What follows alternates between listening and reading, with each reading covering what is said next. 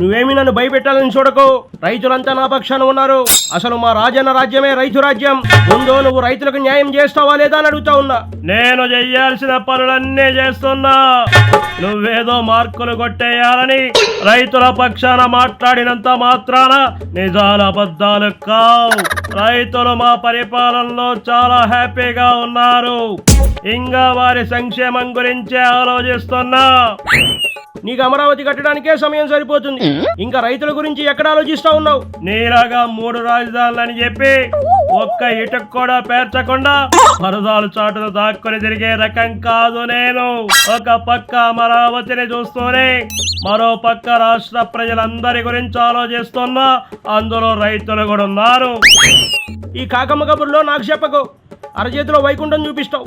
ఇదిగో రాజధాని అదిగో రాజధాని అని 5 ఏళ్ళు గడిపేసి మరో 5 ఏళ్ళు రాజధాని కావాలని చెప్పి నాటకాలు ఆడతావు.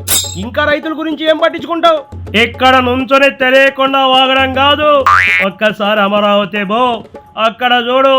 అక్కడ పనులు ఎంత శరవేగంగా జరుగుతున్నాయో తెలుస్తుంది. ఇక రైతుల గురించి మాట్లాడుతున్నావు. నీ హయాంలో కుప్పంకి కృష్ణా నీళ్లు తీసుకొస్తా అని నువ్వు నాటకం ఆడావు.